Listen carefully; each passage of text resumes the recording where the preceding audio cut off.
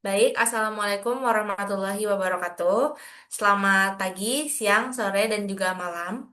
Pada kesempatan kali ini, kami akan memaparkan materi mengenai circular layout, modeling, dan video ini kami buat sebagai bentuk pemenuhan tugas kelompok dalam mata kuliah metode visualisasi data. Untuk anggotanya sendiri, itu ada saya, Puli Kamalkan, kemudian ada Arsita Wiwit Yaswening, kemudian ada Syalaisya Nisrina Anataya dan Irena Cahya Resina. Langsung saja kita masuk ke pengertian. Di sini circular layout modeling merupakan salah satu metode visualisasi jaringan atau graph network yang menempatkan semua node atau simpul secara melingkar di sekitar tepi lingkaran dan menghubungkannya dengan link atau garis yang merepresentasikan hubungan atau edge antar node-nya. Nah, berikut ini merupakan circular layout yang sudah kami buat. Untuk tujuan dari circular layout ini ada empat. Yang pertama, untuk meningkatkan keterbacaan jaringan besar dengan tata letak yang simetris. Kemudian ada untuk menonjolkan konektivitas antar simpul yang tersebar. Kemudian menghindari overlap atau tumpang tindih node yang biasanya terjadi pada layout biasa. Dan yang terakhir untuk memvisualisasikan hubungan dua kelompok atau bipartit seperti artis dengan genre, negara dengan penerbangan. Untuk kegunaannya ada di berbagai bidang. Tiga di antaranya yang saya sebutkan, misalnya di bidang sosial, itu contoh penggunaannya untuk visualisasi hubungan antar individu dalam komunitas.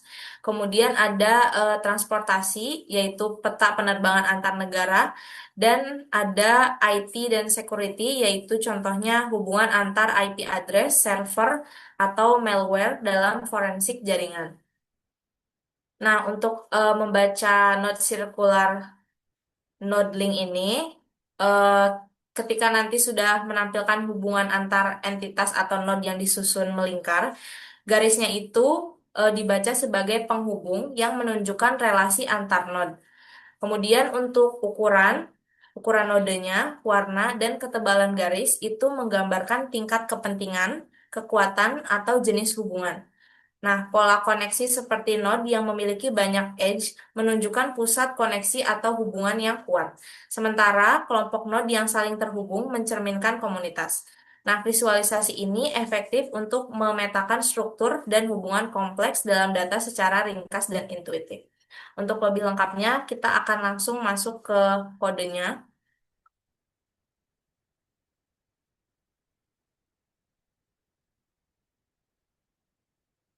Selanjutnya akan dijelaskan oleh rekan-rekan saya.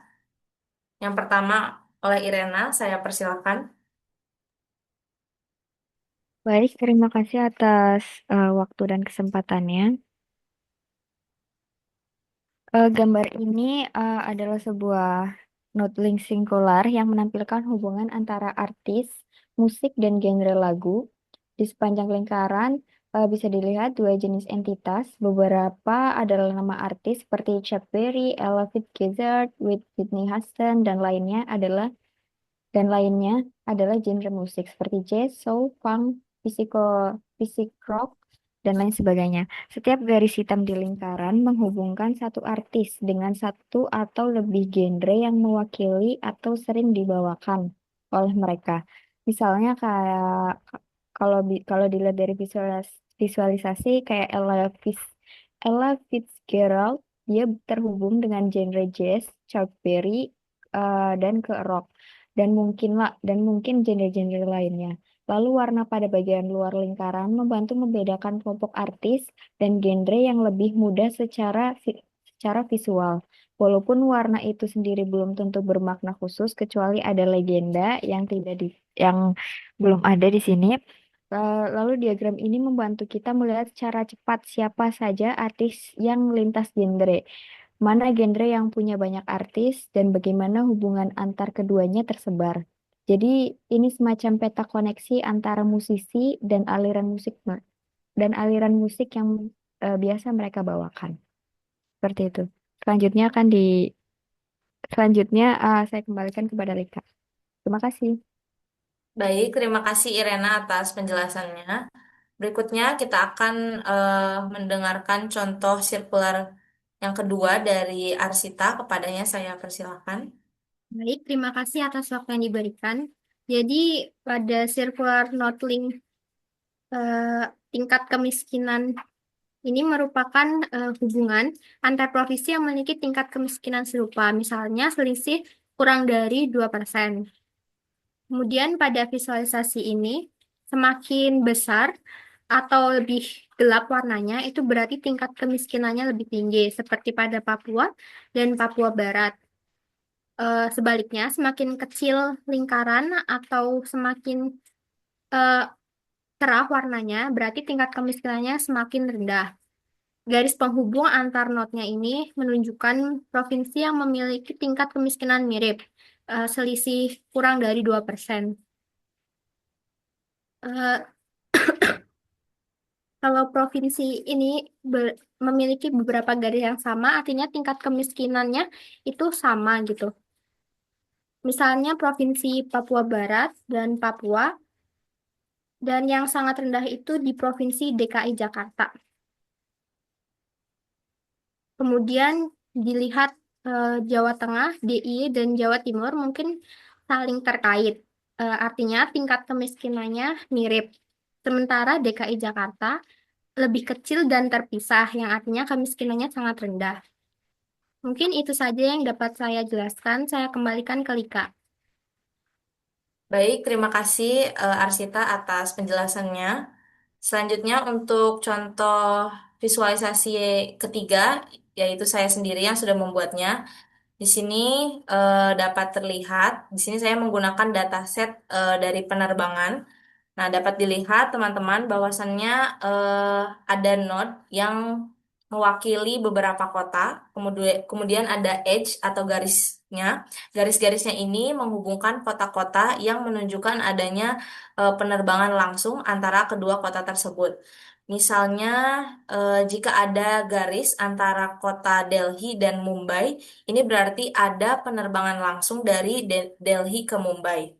Nah, kemudian kota-kota yang lebih banyak terhubung atau memiliki banyak garis, ini menunjukkan bahwa kota tersebut memiliki banyak penerbangan langsung ke kota lain.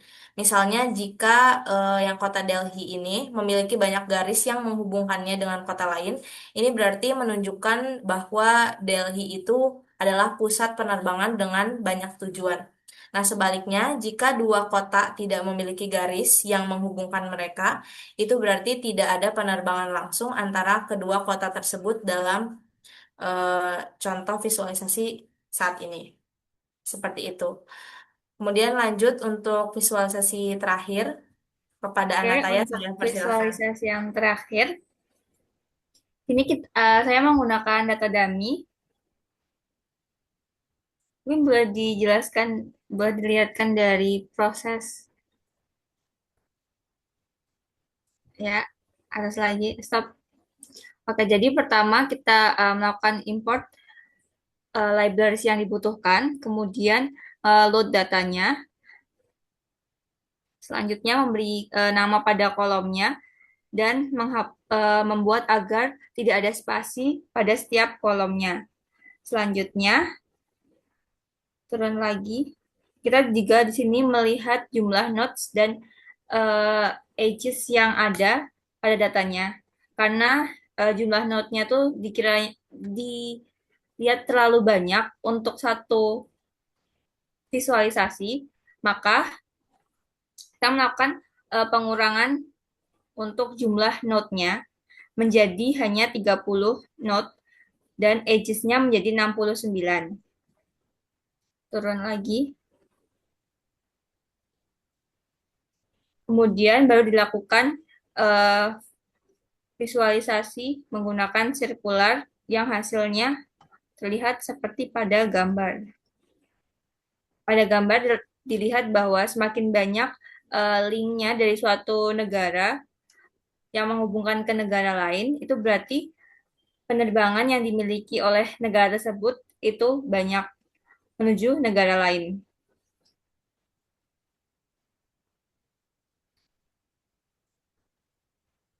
Visualisasi circular layout ini mempermudahkan untuk identifikasi negara-negara yang punya banyak atau sedikit koneksi, serta dapat membantu dalam analisis rute dan mobilitas tiap negaranya.